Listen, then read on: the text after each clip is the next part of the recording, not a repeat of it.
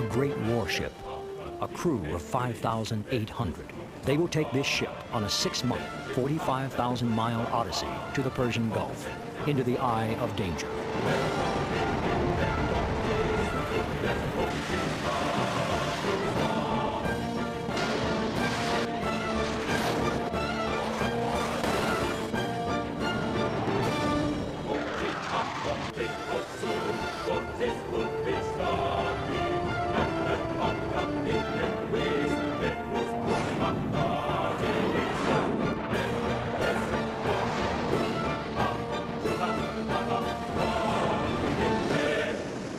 This is the story of the carrier Carl Vinson and Argonauts of our time.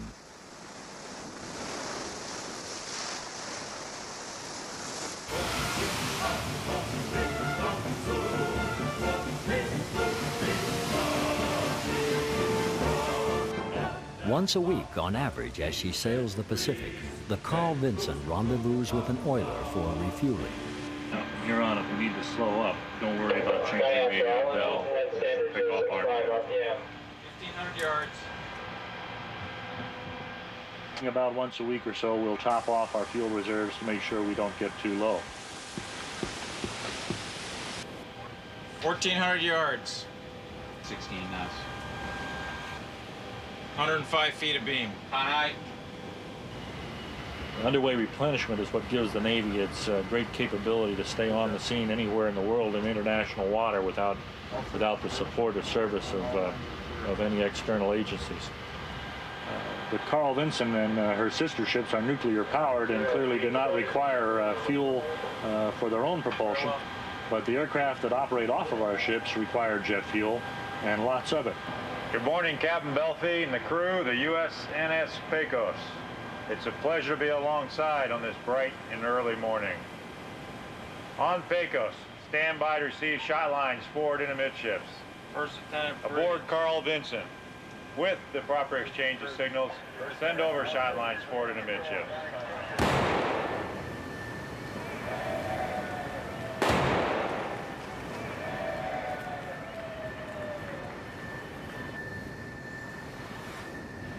Both the wave action, the pressure forces as ships move into position and away from position, the detensioning and the tensioning of the high lines and span wires, all of those things have an impact on our steering that have to be handled with very minute corrections in heading and in speed changes. We have 4 shafts on this ship, and we're changing the revolutions per minute by 1 RPM to maintain our position fore and aft. We're changing our heading in half-degree increments. The dynamics of having 2 large ships alongside at fairly close proximity is one of the great ship handling challenges of the modern Navy. To have a 95,000-ton ship stabilized alongside a 50,000-ton ship with other ships coming alongside as well has some level of stress associated with it.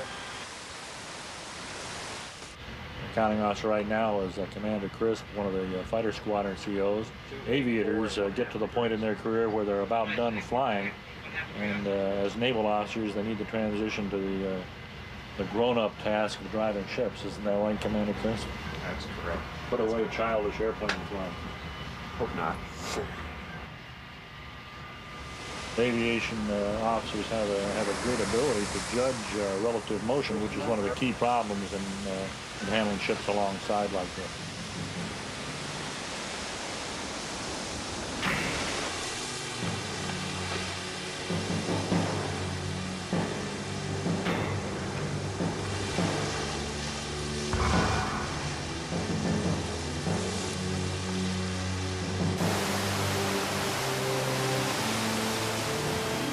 Today's evolution, we took on 1.5 million gallons of jet fuel with our full load of over 3 million gallons, enough to drive your family car around the world, I believe, 3,600 times.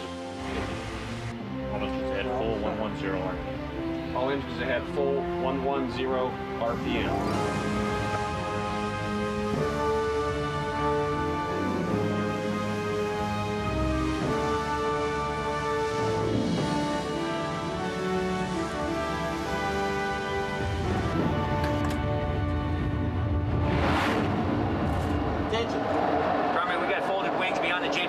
When Lieutenant Martinelli pushes the launch button that fires the catapult, he usually works from the safety of a protective bubble, but he also practices firing the planes from deck level. And our next launch is going to be off the waist.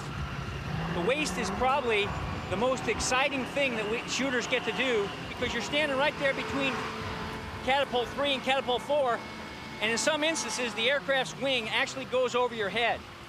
For me, it's particularly exciting up here because it's kind of like playing football in one of the most dangerous field there is, probably on Earth.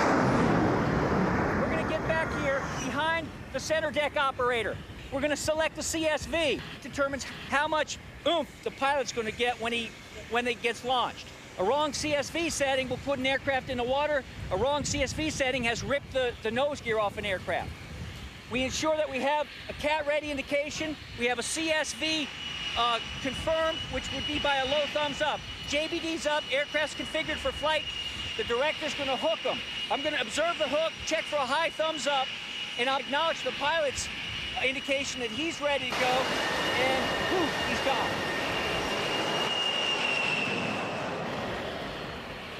As soon as I do that, I run down there to prepare to launch the aircraft on Cat 4. They've now hooked him. I'm scanning the pilot and the troubleshooter. Troubleshooter said he's good to go. Pilot indicates that he's ready to go. Boom, final ready. We're getting set up for the next play. You get your helmet on, you have your float coat on, which is kind of like a set of shoulder pads, and you set your CSV, like calling a play. And then you go over and you actually execute the play by launching the aircraft. And then, as soon as I'm all done this launching evolution, I'm gonna have to do a regular, who was a great running back? Mercury Morris sprint back to the arresting gear to get ready to catch the aircraft that are coming back from the previous launch. So it'll be real busy. Well, once you become a qualified plane captain, you get your name on an aircraft. This is my jet. I'm responsible for it. I've got to make sure that it's set up, ready for flight. So all the pilot's got to do is jump in there. It's ready to go. I got to make sure that nobody comes up here because the seat's armed now. This is a safety pin, so say when we're doing maintenance on the jet and you accidentally knock the ejection handle, if this pin's in, nothing will happen. But as long as this pin's out, this seat's armed up, and if anybody were to pull that, this ejection seat's gonna go out. So pretty much the pilot's just gotta get up here, jump in, start her up, take off.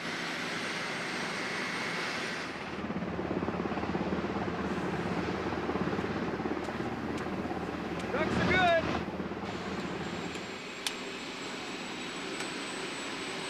Yes, sir. You have a good flight, sir. Dock for all personnel shipped into the proper flight deck uniform. Helmets on, goggles down, sleeves rolled down, life vest on, securely fastened. Check chalk, tie on chains, this group out the deck, and check for FOD. And let's start to go aircraft. Start them up. The best way for the pilot and I to communicate is through hand signals. Each hand signal has a different meaning. First of all, the pilot tells me to start up the APU. The APU goes off.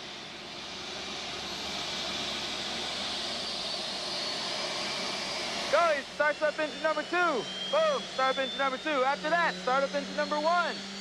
Start up engine number 1. All right, both engines are going. Check the hydraulic systems. Tell them they're good to go. Next, we initiate the flight control sequencing. This lets all the flight control services go crazy. And this is to let everybody know that the flaps are moving and not to go underneath them.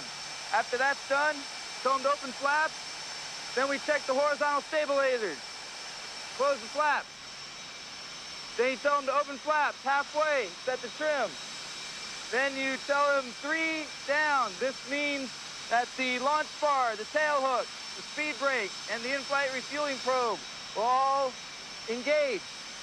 Then I do my walk around. This is the final check to verify that everything's good. There's no hydraulic leaks, no missing fasteners, anything like that.